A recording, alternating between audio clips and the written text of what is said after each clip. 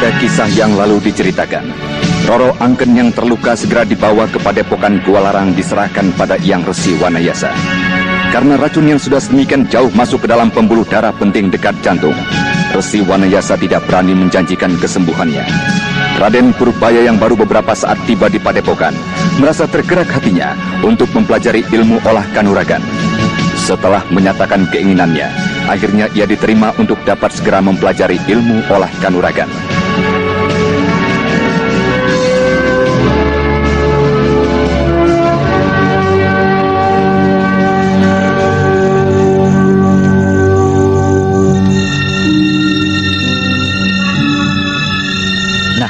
Ingatlah, besok sebelum matahari terbit, kau sudah harus siap untuk berlatih. Paman Luminta yang akan memberikan dasar-dasar dari ilmu padepokan ini akan menjemputmu. Mengerti? Mengerti, Paman. Bagus. Nah, sekarang beristirahatlah. Sebentar lagi kau akan diberitahukan untuk makan bersama-sama di ruang besar itu. Baik, Paman.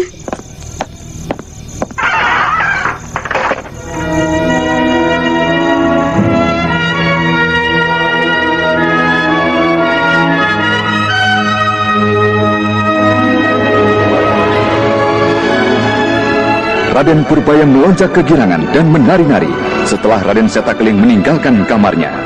Berita yang dibawa oleh Raden Setakeling seakan-akan telah menobatkannya menjadi seorang pendekar yang tangguh.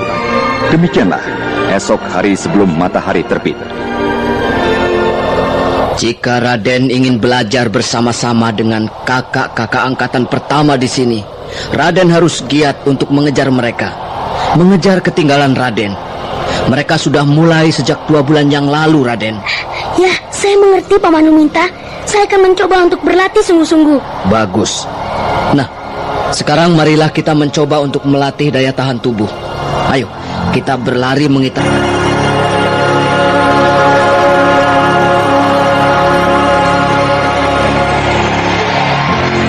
Dengan semangat tinggi yang bergejolak di dalam dada, Raden Purbaya mengikuti Aki Luminta yang merupakan salah seorang pelatih murid untuk angkatan pertama di Padepokan Gua Larang. Sang mentari belum lagi terbit dan memancarkan sinarnya yang gemilang. Suasana di sekitar Padepokan terasa sangat dingin mencekam. Akan tetapi, dalam suasana yang demikian dinginnya, titik-titik keringat telah memenuhi seluruh tubuh Raden Purbaya. Dan mereka masih saja terus berlari. Ayo, terus Raden. Raden harus mencoba berusaha hingga melampaui batas akhir kekuatan Raden, agar nanti Raden mendapatkan tambahan kekuatan tenaga baru. Ayo Raden. Baik. Ya, cukup Raden. Kita beristirahat. Jangan Raden. Jangan langsung duduk. Bergeraklah, santai saja. Ya, beberapa saat dulu begitu. Nah, baru Raden dapat duduk. Iya, Paman. Kita dapat beristirahat beberapa saat. Lihatlah, agaknya hari sudah cukup terang. Sebentar lagi kita akan melanjutkan latihan kita dengan berlari-lari kembali, Raden. Akan tetapi tidak di tanah datar seperti tadi, tapi di tengah sungai kering itu. Paman, kenapa Paman tidak mengajarkan saya ilmu kepandaian seperti yang dilakukan semua murid Padepokan ini? Kenapa Paman hanya mengajarkan saya berlari-lari seperti permainan anak-anak saja? Raden, yang saya ajarkan sekarang ini adalah merupakan dasar dari setiap ilmu olah kanuragan. Olah kanuragan sesuai dengan namanya adalah ilmu yang berdasarkan pada gerak tubuh. Walaupun nanti akan berkembang hingga ke olah batin. Akan tetapi Raden, semuanya harus memiliki dasar, yaitu tubuh yang telah terbina. Jadi jika Raden ingin menguasai ilmu-ilmu olah kanuragan, yang sekarang saya ajarkan adalah dasar yang sangat penting, Raden. Apa Raden sudah mengerti? Ya, Paman. Nah, lihatlah. Lihatlah, itu ada sungai kering. Kita sekarang akan mencoba berlari di tengah sungai itu. Tapi Paman, sungai itu dipenuhi oleh batu-batu besar maupun kecil. Bagaimana saya dapat berlari di tengah sana? Lakukanlah nanti sedapat Raden. Memang yang kali ini kita lakukan adalah sedikit berbeda dengan yang baru saja kita lakukan.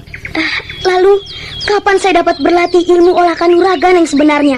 Seperti seperti yang dilakukan murid-murid padepokan ini di dalam sanggar besar itu. Raden, nanti jika Raden sudah memiliki daya tahan tubuh yang cukup dan keterampilan gerak yang akan kita lakukan sekarang. Jika demikian, ayolah kita segera mencobanya, Paman. Bagaimana Raden? Apakah Raden sudah merasa tidak capai? Iya, Paman. Saya sudah merasa segar kembali. Ayo, kita lanjutkan latihan kita. Baiklah, mari Raden.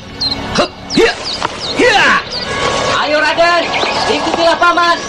Baik, Paman. Hup, hup, hiya. Awas, berhati-hatilah Raden. Jangan tergesa-gesa. Pelajarilah situasinya dulu Raden. Ayo. Hup, Hiya. hiya. Hup, hiya. Mudah sekali, Paman Luminta. Hup. Hei, awas Raden. Aduh. Bagaimana Raden? Apakah ada yang terluka? Tidak, Paman. Mari kita teruskan latihan ini.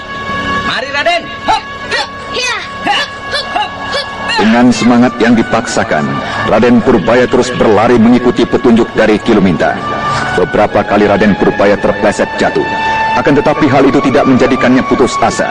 Purbaya berlatih terus dan terus berlatih.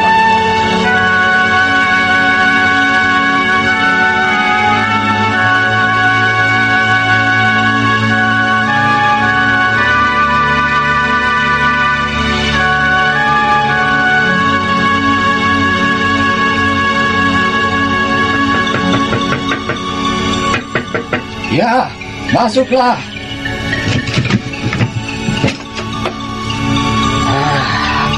Oh, kau Sariti, murid dari Aki Pungkur. Ada apa kau datang kemari, nak? Saya hendak menyampaikan surat dari guru saya. Surat dari gurumu? Apakah kau telah bertemu dengannya di sekitar sini? Surat ini ada pada saya sejak kedatangan saya 3 hari yang lalu. Tapi guru berpesan untuk memberikan surat ini pada saat yang tepat. Iya. Yaitu pada saat Eyang sedang dalam keadaan tenang dan tidak sibuk. Begitu. Tua gila Pungkur, gurumu itu memang ada-ada saja. Ini suratnya, Eyang. Sariti menyerahkan bungkusan kain putih yang tergulung rapi pada Resi Wanayasa. Dan kemudian, setelah membuka serta membaca lembaran daun lontar yang berada di dalam bungkusan kain, Resi Wanayasa tersenyum. Sudah berapa lama kau mengenal murid-muridku? Baru beberapa hari ini saja, Eyang Resi. Apakah kau sudah mengetahui isi surat ini? Belum, Eyang. Apakah saya boleh mengetahui dan perlu mengetahuinya? Benar-benar tua gila Pungkur itu. Tidak waras dan sangat usilan. Kenapa Eyang berkata seperti itu pada guru saya?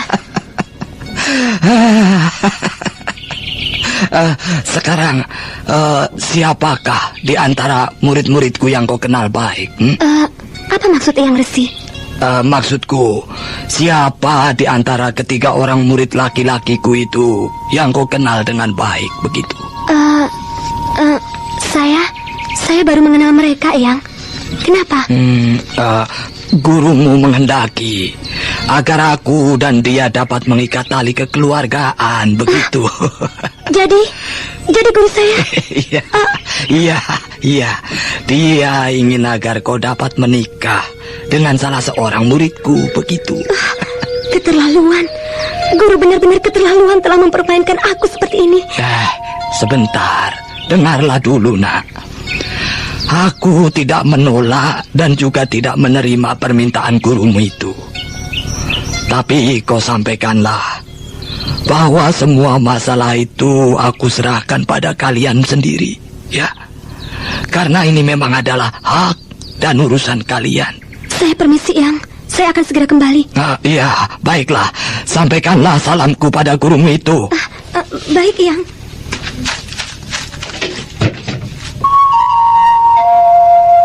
Sariti, murid dari perguruan pengemis tongkat merah, segera berlari meninggalkan ruang Resi Wanayasa. Gadis perkasa ini merasa amat tersinggung karena merasa telah dipermainkan oleh gurunya yang memang gemar membuat ulah. Raden Setakling dan saudara-saudaranya merasa terkejut ketika melihat sikap dari gadis yang memang sangat pendiam itu. Hei, tunggu Sariti. Ada apakah? Kenapa kau jadi tiba-tiba seperti ini? Maaf, aku akan segera kembali. Terima kasih kakang semua dan juga kau Wulan. Iya, tapi kenapa kau jadi tiba-tiba seperti ini? Apa yang terjadi denganmu? Tidak ada apa-apa. Hanya saja saya harus segera kembali. Pesan guru pun sudah kusampaikan pada Eyang Resi. Permisi dan sekali lagi terima kasih.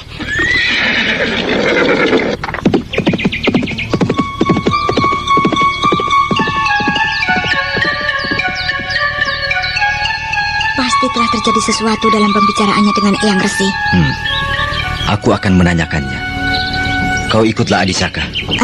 Biarlah, aku saja yang menanyakannya pada Eyang Resi. Bersama-sama dengan Kakang Sita, kalian tunggu saja di sini.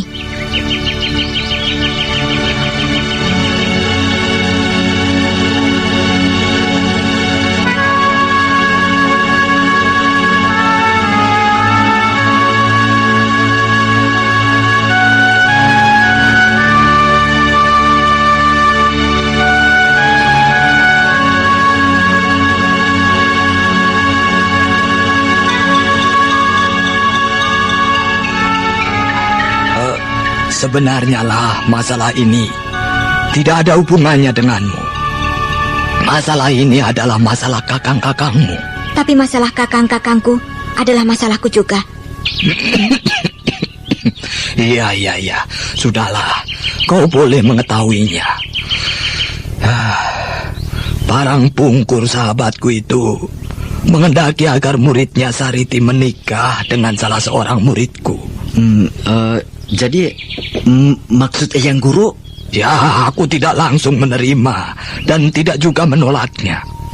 Semua aku serahkan pada Sariti dan juga pada kalian murid-muridku. Lalu, kenapa Sariti jadi bersikap seperti itu, Eyang Guru? Anak itu jelas-jelas merasa malu. Dan ia menjadi amat tersinggung dengan sikap gurunya yang tidak menjelaskan dan membicarakan dulu isi surat itu. Jadi Sariti tidak mengetahui isi surat itu? Ya, karena itulah dia amat terkejut ketika ku jelaskan maksud dari gurunya. Tapi kenapa dia harus jadi bersikap seperti itu? Bukankah itu sama saja dia menghina Kakang Seta? Wulan. Iya, Kakang. Sikapnya yang langsung pergi meninggalkan padepokan kita, seakan-akan ia tidak setuju dengan isi surat itu. Dan itu sama saja dengan menghina Kakang Seta. Lalu apa hubungannya denganku? Bukankah Aki Parang Pungkur suka dan setuju dengan Kakang? Tidak, Wulan. Ki Parang Pungkur tidak menyebut nama salah seorang pun dari kakangmu. Aku tidak akan memaksa kakangmu. Maaf, Eyang. Saya belum memikirkan masalah itu. Saya merasa belum siap untuk membina rumah tangga. Aku tidak akan memaksamu, Seta. Tapi aku hanya mengingatkan bahwa hal itu sudah seharusnya kau pikirkan. Umurmu sudah cukup untuk itu. Oleh karena itu, aku memberikan kesempatan ini padamu dulu. Maaf, Eyang. Saya kira saya belum dapat melakukannya. Iya. Baiklah, jika memang demikian, aku akan menanyakan ini pada adikmu Saka Palwaguna. Sariti itu cantik sekali, Kakang. Apalagi yang Kakang pilih dan Kakang cari. Anting, agaknya kau tidak menyadari betapa aku sangat mencintaimu. Akan tetapi agaknya kau justru lebih memperhatikan Adisaka. Bagaimana, Kakang? Kami di padepokan ini sudah ingin sekali mengadakan suatu perayaan besar. Sudahlah, Wulan. Aku akan memberikan waktu bagi kakangmu untuk memikirkannya. Akan tetapi ingatlah, Seta. Janganlah hal tersebut sampai mengganggu konsentrasi latihan kalian, ya. Aku akan segera menurunkan kincir metu tingkat ke-8 padamu. Nah, dalam beberapa hari ini, aku akan mencoba menyempurnakan dulu tingkat ke-9 yang baru aku kuasai. Nah, tinggalkanlah aku sendirian di sini.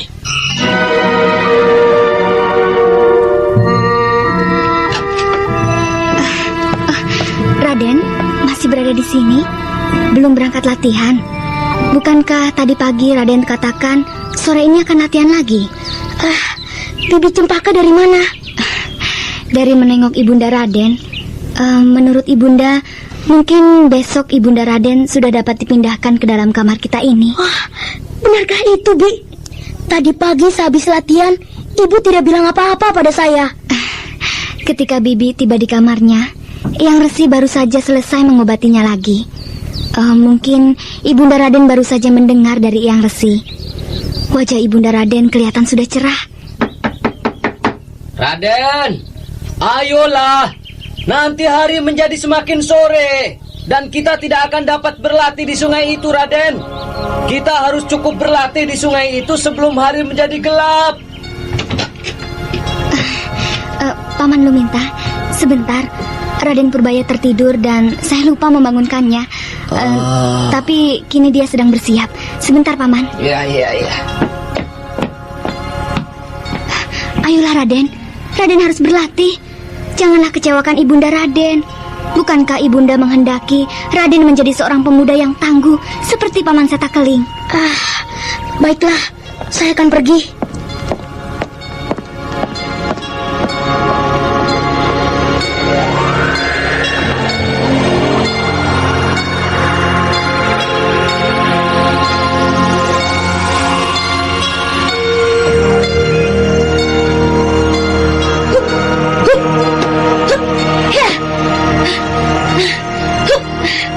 Iya.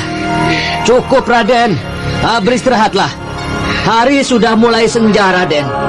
Sebentar lagi kita lanjutkan berlatih mengelilingi padepokan ini. Untuk latihan melompat, tak dapat kita lanjutkan, Raden. Karena Raden sudah tidak dapat melihat dengan jelas lagi batu-batuan yang ada di sungai itu. Paman, sampai kapankah saya harus berlatih seperti ini? Kapan saya bisa diberikan ilmu pukulan untuk menyerang lawan? Nanti, jika daya tahan tubuh Raden sudah cukup. Akan tetapi, sampai kapankah itu, Paman? Nanti, Raden.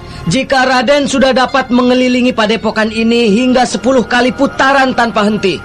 Dan kini Raden baru saja dapat 6 kali putaran. Oh, benarkah, Paman? Jadi, jika saya dapat mengelilingi padepokan ini hingga 10 kali putaran, Paman akan mulai memberikan saya ilmu untuk menyerang lawan. Iya, Raden. Paman akan memberikannya, asalkan Raden mampu mengelilingi padepokan ini hingga 10 kali putaran. Saya akan mencobanya saat ini, Paman. Raden Purbaya yang telah melihat kesempatan untuk dapat mempelajari ilmu olah kanuragan segera saja menyatakan hendak mencobanya. Ia bertekad untuk dapat melakukan persyaratan yang diajukan Ki Luminta. Nah, saudara pendengar sekalian, apakah Raden Purbaya akan dapat memenuhi syarat tersebut? Dan bagaimanakah dengan keempat murid Resi Wanayasa? Apakah mereka akan berhasil menerima limpahan ilmu dari gurunya?